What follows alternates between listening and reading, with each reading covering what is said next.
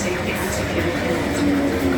Please take care and on and off trains as understood services. Hello again, and welcome back to our Glasgow South Motor Tram and Rail Group workshops. Somebody on the Facebook page was wanting to find out what tools you need to service your locomotives, and we're going to have a wee look at that this morning. Now, all of these tools you don't need at once. You can build up the tools. It doesn't have to be bought at once. A lot of them are fairly cheap,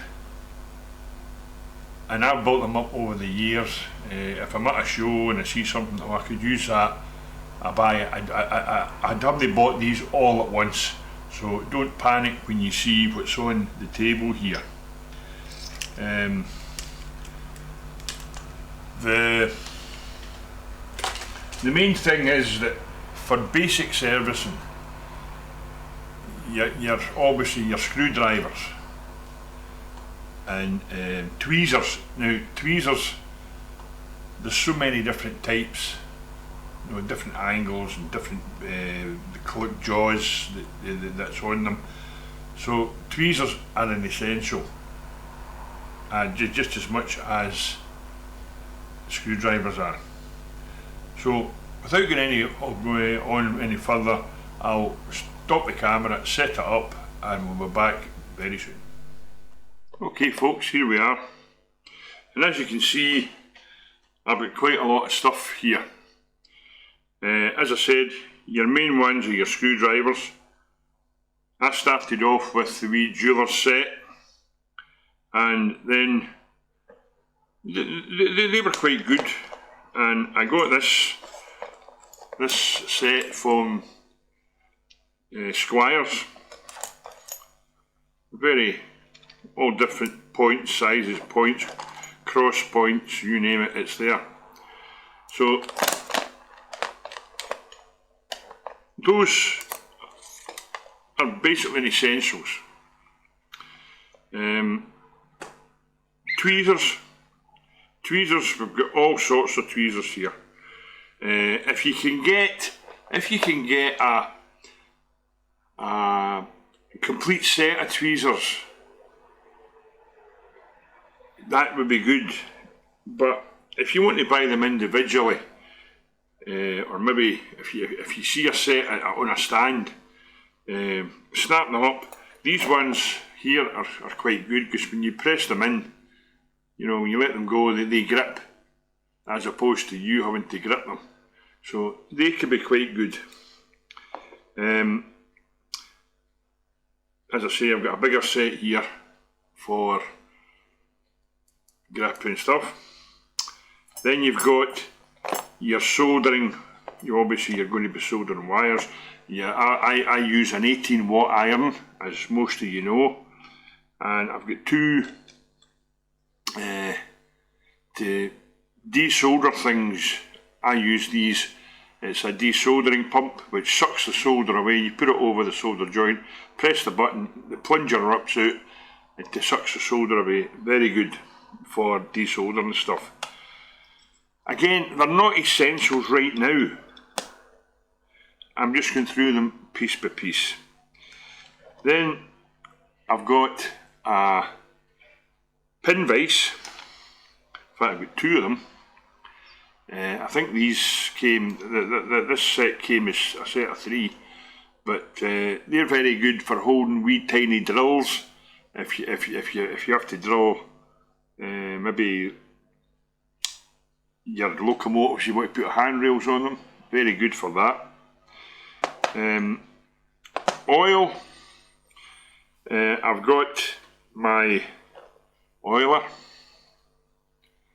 here we are, at last ages, but I also bought a bottle of oil that I can refill it with, instead of having to buy a complete one of these, unless it starts to leak, and use the bottle, just refill it with the oil.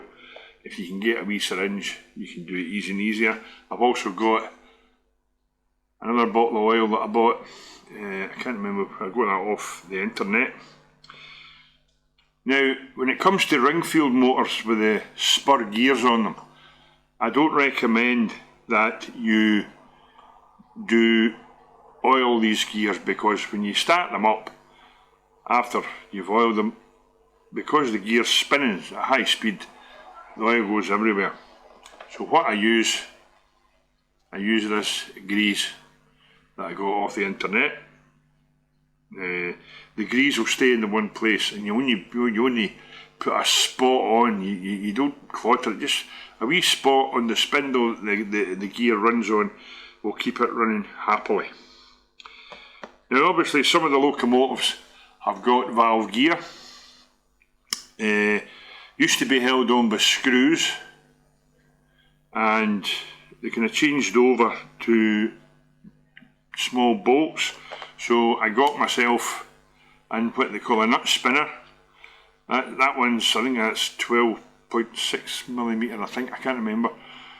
For Hornby valve gear, very good tool to have, not very expensive either.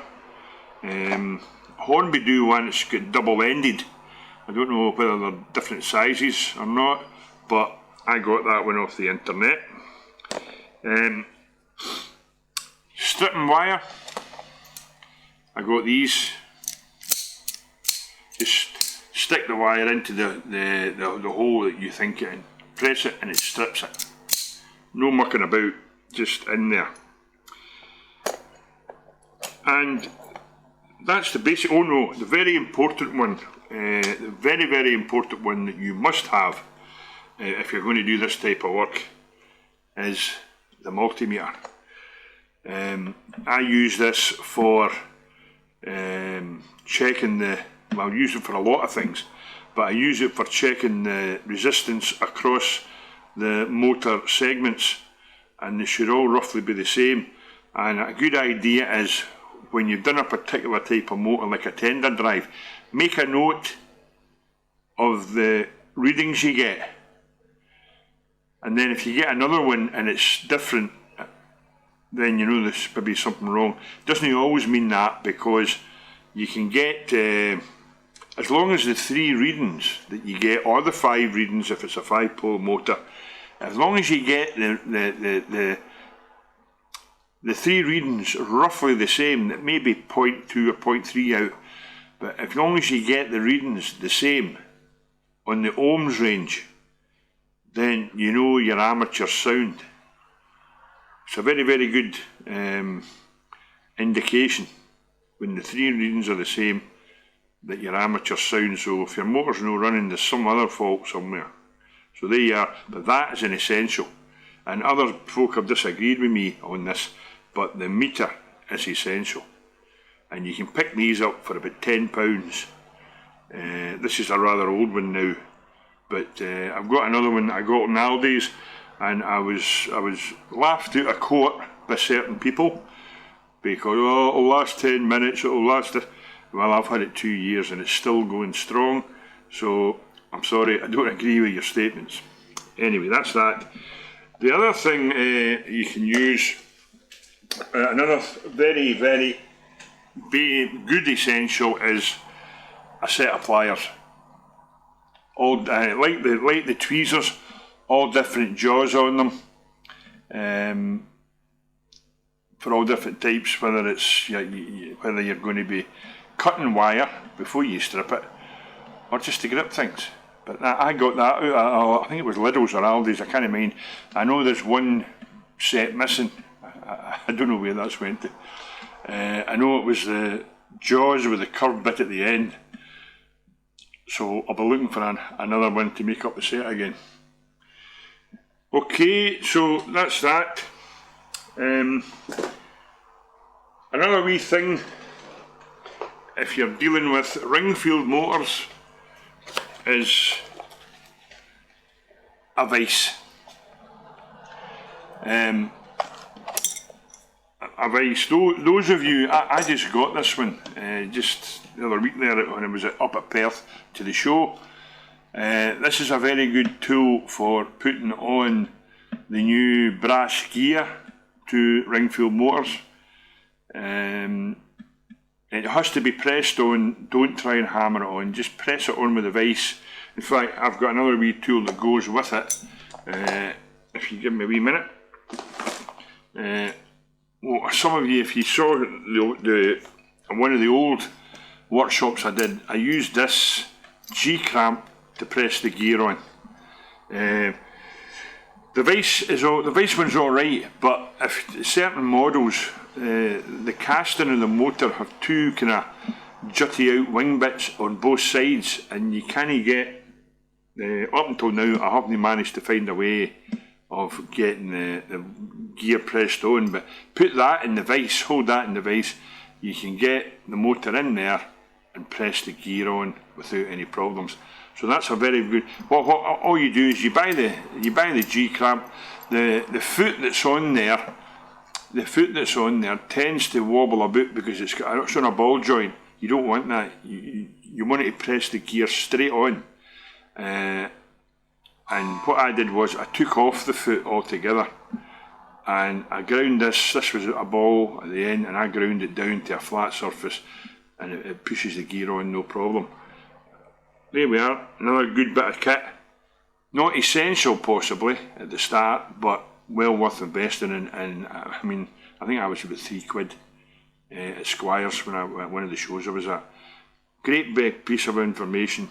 It took me a wee while to suss out how to get the gear on.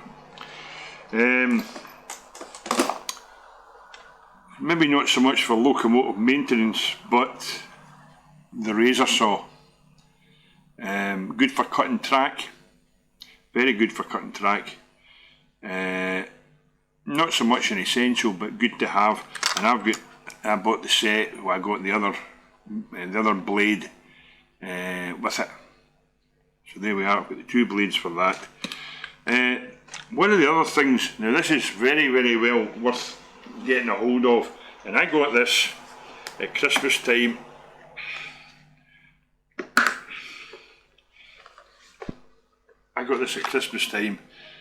And it came with the flexible drive with it, and you get a box. There's a flexible drive there, your drill, and then you've got all the wee bits and pieces in a case, as well as a hook to hang up the drill so you can use the flexible drive. I got this for £21, folks. It's been a godsend. I've got another one that the club got, but this was a new one my son bought me for Christmas. So Christmas is coming up. Get in there, get one of these. Not an essential, but a good thing to have. And as well as that, if you can get one of these to go with it, this is a diamond cutting disc. Again, you can use this for cutting track. It's far better because of the size of it, because you've got to cut down vertically, down through the rail. If you use the wee disc, you can never get it vertical. But always, I must stress this, guys, always wear eye protection when you're using it. I don't want anybody losing eyes. So there we are, that's that one. And as well as that, a wee box here. It's got all the collets. I managed to get all the collet sizes, so that always fits into the drill for different size of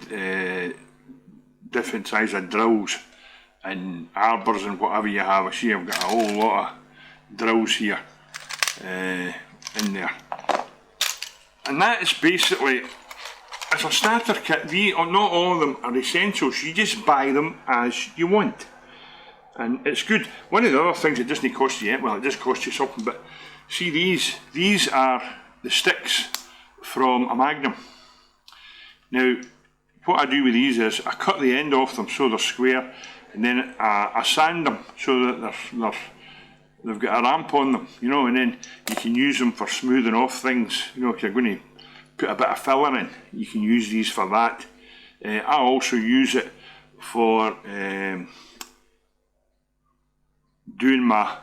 cleaning my wheels and my commutators as most of you know, I use T-cut for car paintwork for this process, and it brings them up by a mirror surface. Now, a lot of folk don't like it, but it's a godsend to me. I found it by accident. So there we are, folks, another wee workshop, and I hope it helps you. So guys, I hope that helps you with your workshop, with your workshops. I hope that helps you with your local maintenance, just to get a basic toolkit to start off with, and add to it as you go along. One of the other things I should have said was, some tools probably I missed, was this wee tool. It's a wee hammer, and you get different, these bits screw off, and you put different heads on them. Some of them are plastic. Good for just, maybe someone just needs a light hammer to do. I forgot about that one. But there are probably other ones I've not covered. And one of the things you can do, and I'm not a smoker, so don't think this, but I got these tins, and there was a guy I worked with, and he used to smoke these, and he used to fling the tins away, and I used to retrieve them. And I put the, if you not so much for local stuff, well, you could put wee brushes and stuff in it if you wanted, but I put, when I'm building my buildings, I put doors and windows in these. Then you've always got them, you don't have to go and print more off. Keep them in the tin, and brilliant for that. I don't think there's anything else I can really say, guys. I hope this, I've said it before, I hope this helps you. And let me know if there's anything that I've not covered. Let me know, tell me about it, and we can see if we can help you out. It's really good to overhaul your own locos. I get stuck, by the way. I don't know if you maybe saw the workshop I did yesterday, and it was this beastie here, who some guy said this didn't exist. Hornby never made this locomotive. It's numbered as a class 57. It might not be a class 57, but that's what it's modelled as. And I couldn't get the body off it. You've got to take the buffers out of this to get the body out. And I was on a devil of a job. I didn't want to break anything. That was the key to it. But thanks to the guys on the Facebook pages, they told me that the Lima, it was originally a Lima model. The bodies are really tight. Now the older ones I've not had any bother with, the class 40 and the 33 and all them. I had no problem with them at all. But this thing was getting the better of me. And then I managed to get it out and discovered there was a wire broken inside. Hornby again using wire that's far too fine. I put a heavier bit in. But you'll always come up against problems, guys, and you can update your locomotives substantially.